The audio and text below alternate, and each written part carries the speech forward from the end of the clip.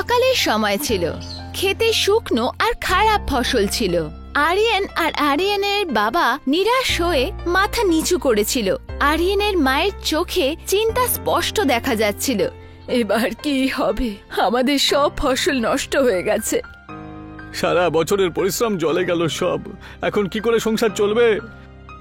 বাবা, তুমি চিন্তা করো না তো, আমি শহরে যাব, ওখানে একটা না একটা কাজ আমি অবশ্যই পাবো। আমি শুনেছি তুই তোর ছেলেকে শহরে পাঠাচ্ছিস। হ্যাঁ, আমার কথা শোন, ওখানে গিয়ে তোর ছেলে কিন্তু নষ্ট হয়ে যাবে। আমার ছেলে ওরকম নয় বাবু, ওকে আমি ভালো শিক্ষাই তো দিয়েছি সবসময়। আচ্ছা, দেখাই যাক। পরের দিন আরিয়ান খালি পকেট আর আশা নিয়ে বাস থেকে নেমে পড়ল। কিছুদিন ধরে কাজ খোঁজার পর ও একটা কোরিয়ান রেস্টুরেন্টে কাজ পেয়ে গেল। লক্ষ্য রেখো বাবা, কোন রকম ক্ষতি হলে তোমায় চাকরি থেকে বের করে দেবো কিন্তু। আগে বাবু। ওখানেই এক কোরিয়ান মেয়ে সোরেনও কাজ করত। ও গরিব আর অনাথ ছিল। রেস্টুরেন্টে কাজ করতে গিয়ে আরিয়ান দেখল যে মালিক বিনা কারণে সোরেনকে বকতো। আরে তুমি কোনো কাজ ঠিক করে করতে পারো না নাকি? হ্যাঁ বাবু, ওই মেয়েটাকে তো বিরক্ত করছেন কেন আপনি? এই, তোর এত সাহস যে তুই আমার মুখে মুখে তর্ক করছিস? বেরো এখান থেকে। ও আরিয়ান আর সোরেনকে দুজনকে চাকরি থেকে বার করে দিল। রেস্টুরেন্ট থেকে বাইরে বেরোনোর পর সোরেন উদাস ভাবে আরিয়ানকে বলল, তুমি এটা কি করলে? আমি অনাথ, আমার কাছে কোনো ঠিকানা নেই। অন্তত পক্ষে ওখানে খাওয়ার থাকার জায়গা তো ছিল। আরে আমি আছি তো, আমার সাথে আমার গ্রামে চলো। তোমার গ্রামের লোকেরা আমাকে স্বীকার করবে না। আমি একজন কোরিয়ান আর এটা হিন্দুস্তান। লোক আমাদের নিয়ে নানান রকমের কথা বলবে। আরে সারা জগতের লোক প্রশ্ন করলে উত্তর আমি দেব, তোমাকে বিয়ে করে। আমি তোমাকে এরকম একা ছাড়তে পারি না, বুঝেছো? সোরেন আরিয়ানের উপরে বিশ্বাস করে ওকে বিয়ে করে ওর সাথে গ্রামে চলে গেল। গ্রামের লোকেরা একে অপরের সাথে কথা বলছিল। তখনই দূর থেকে আরিয়ান আর সোরেনকে আসতে দেখল। আরে আরিয়ান শহর থেকে ফিরে এসছে, আর সঙ্গে একটা বিদেশিকেও নিয়ে এসছি দেখছি।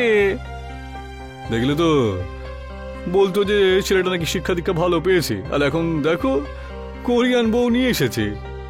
আরিয়ানের মা আর বাবা ঘরের বাইরে দাঁড়িয়েছিল। ওদের চেহারা নিরাশ হয়ে গেল। আরিয়ান আর সোরেন ওদের সামনে দাঁড়িয়েছিল। বাবা, তুই এটা কি করলি? খাবারের অভাব আমাদের প্রথম থেকেই ছিল। তুই কিছু রোজগার করে আনলি তো না? তার ওপরে আমাদের না জিজ্ঞেস করে তুই বিয়ে করে বউ নিয়ে এলি, আর তা আবার বিদেশি বউ। সোরেন এইসব কথা শুনে উদাস হয়ে গেল।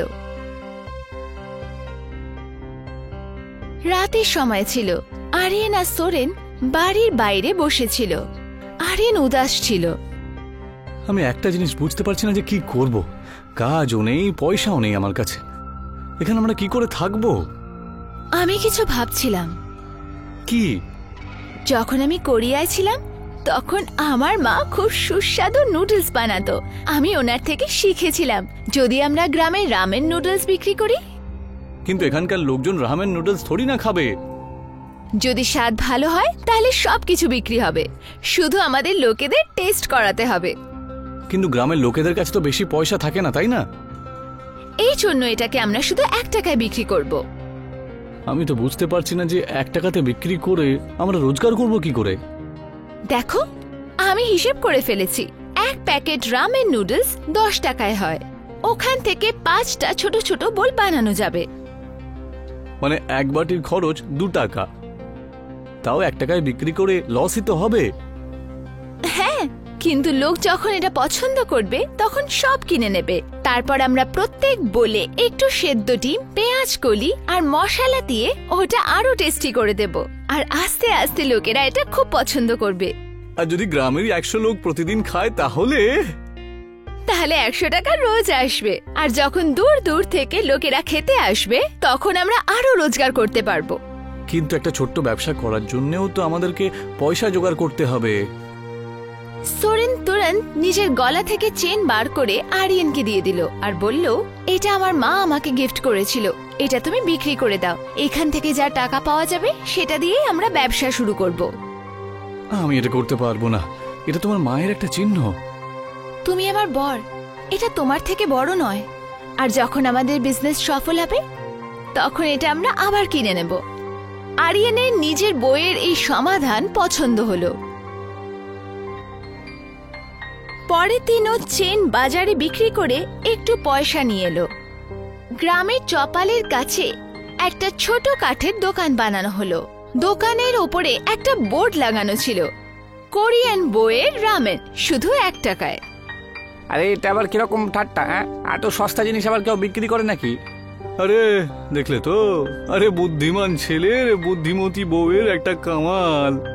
এবার গ্রামে অদ্ভুত ধরনের সব জিনিস খাওয়াবে। গ্রামের লোকেরা হাসতে লাগলো। কিন্তু তখনই সোরেন উনুনে একটা বাটিতে রামেন নুডলস ফেললো। তার গন্ধ হাওয়ায় ছড়িয়ে গেল। আরে এর গন্ধ দেখছি বেশ সুন্দর। সোরেন একটা ছোট বাটিতে রামেন ঢাললো আর প্রথম গ্রাহককে দিল।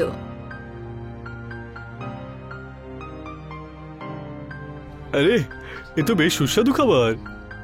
আস্তে আস্তে আরো লোক লাইন দিল। সবাই 1 টাকায় রামেন কিনতে লাগলো। কিছু সপ্তাহ পর দোকানের আগে ভিড় লেগে গেল। গ্রামের বাইরের লোকেরা আসতে লাগলো। আমি শুনেছি যে শহর থেকেও লোকেরা খেতে আসছে। এবার তো খবরে কাগজেও দেওয়া হয়েছে দেখছি। কিছুদিন পর একজন রিপোর্টার নোটস বানাচ্ছিল। গ্রামের কোরিয়ান বউ নিজের পরিশ্রম দিয়ে একটা ছোট্ট রামেন নুডলসের স্টল খুলে দিয়ে সারা পৃথিবীতে ছড়িয়ে পড়েছে। শুধুমাত্র 1 টাকায় সুস্বাদু রামেন নুডলস দিয়ে উনি নিজের ব্যবসাকে নতুন উচ্চতার শিখরে নিয়ে গেছে। কিছুদিন পর গ্রামে একটা বড় রেস্টুরেন্ট তৈরি হলো, কোরিয়ান বৌমার রামেন। পঞ্চায়েত প্রধান গ্রামের লোকদের নিয়ে রেস্টুরেন্টের ভেতরে এলো। বাবা, তোমাকে নিয়ে অনেক মস্করা করেছি আর বউয়ের সাথে খুব খারাপ আচরণ করেছি। আমাদের ক্ষমা করে দাও, আমরা অন্যায় করেছি। আরে যে খোঁটা আপনারা দিতেন না, সেটা থেকেই তো আমরা ইন্সপিরেশন পেয়েছি এগিয়ে যাওয়ার। পঞ্চায়েত প্রধান আর গ্রামবাসীরা রেস্টুরেন্ট থেকে বাইরে বেরিয়ে গেল। আরিয়ান নিজের পকেট থেকে নিজের বউয়ের চেন বার করে ওকে দিতে দিতে বলল, এই নাও তোমার মায়ের স্মৃতি।